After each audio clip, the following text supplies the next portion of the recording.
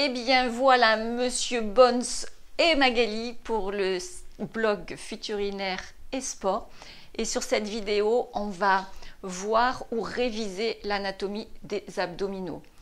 Alors pour moi, c'est un grand honneur d'avoir Monsieur Bones avec moi. Il me suit depuis de nombreuses années et on va travailler ensemble encore une fois pour vous.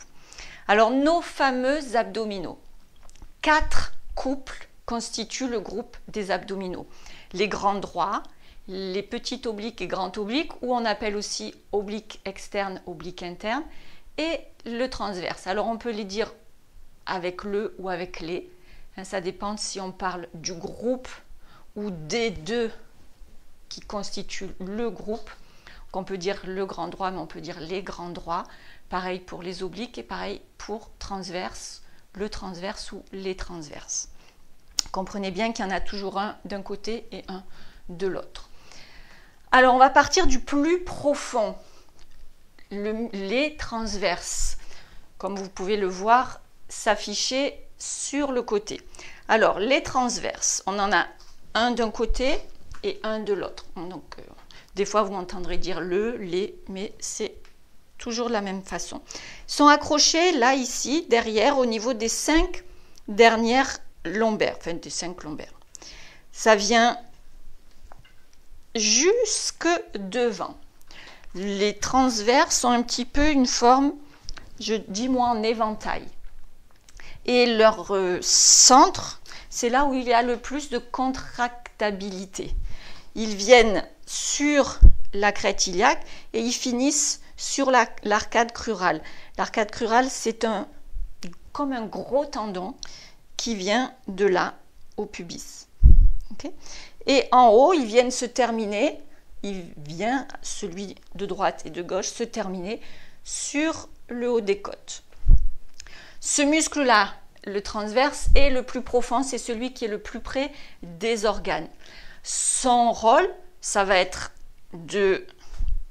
d'avoir une action sur les viscères et il va se serrer en son centre pour expulser soit vers le bas, soit vers le haut, là où il y a besoin. Si j'accouche, il va me permettre d'expulser vers le bas et si je vomis, il va me permettre d'expulser vers le haut.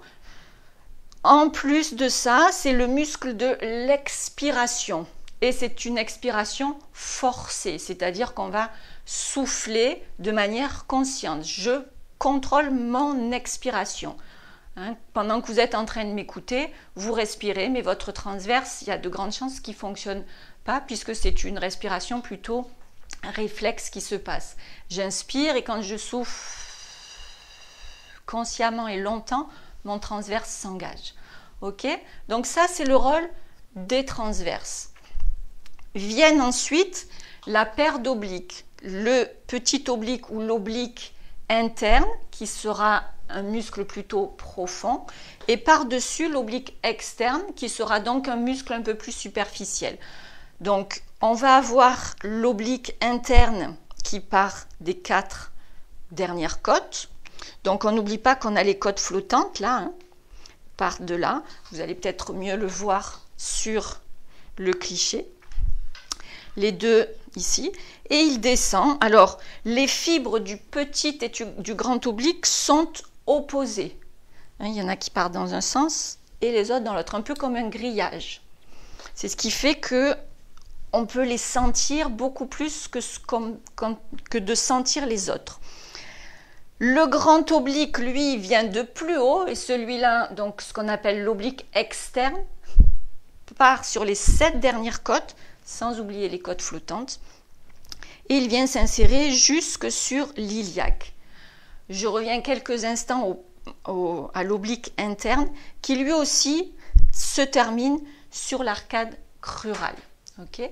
Donc, on a l'oblique interne et l'oblique externe qui se croisent un petit peu comme ceci d'un côté et de l'autre. La fonction des obliques, ça va simplement servir à faire des rotations, qu'on appelle aussi des torsions, des inclinaisons, et ensuite des translations, c'est-à-dire la capacité à pouvoir déplacer le buste par rapport au bassin. Ok? Donc, ils permettent d'avoir une action au niveau de la colonne vertébrale. L'important, si on veut que ce soit eux qui fonctionnent, c'est de garder toujours une distance entre la hanche et moi je dis la pointe de l'oreille. Vous entendrez souvent parler de la hanche et l'épaule, mais je peux très bien faire ça sans m'en rendre compte. Toujours garder une distance importante entre la hanche et l'oreille pour les faire travailler efficacement. Dès que je vais me tasser, à ce moment-là, il va y avoir on va dire des compensations au niveau des vertèbres et surtout au niveau des disques intervertébraux. On arrive au muscle le plus superficiel qui est le grand droit ou les grands droits. Un à droite, un à gauche, comme on peut le voir sur l'image. Il s'insère ici au sternum et descend directement au pubis. Vous les imaginez comme deux grandes bandes. On va dire qu'ils ont la forme d'une boutonnière. Ces muscles-là ont un rôle de soutien pour la posture. Leur premier rôle, c'est un rôle de soutien pour la posture. Ils ont un autre rôle qui est de mobiliser le tronc par rapport au bassin ou le bassin par rapport au tronc, voire les deux en même temps. D'accord? Donc flexion du tronc ou rétroversion du bassin, voire les deux. Juste une petite parenthèse, c'est que dans ces mouvements-là, on va avoir tendance à les écarter l'un de l'autre. Et donc, en termes de santé, on va risquer des pathologies à cause de ça, plutôt que de les garder tout le temps le plus rapprochés possible. Ok?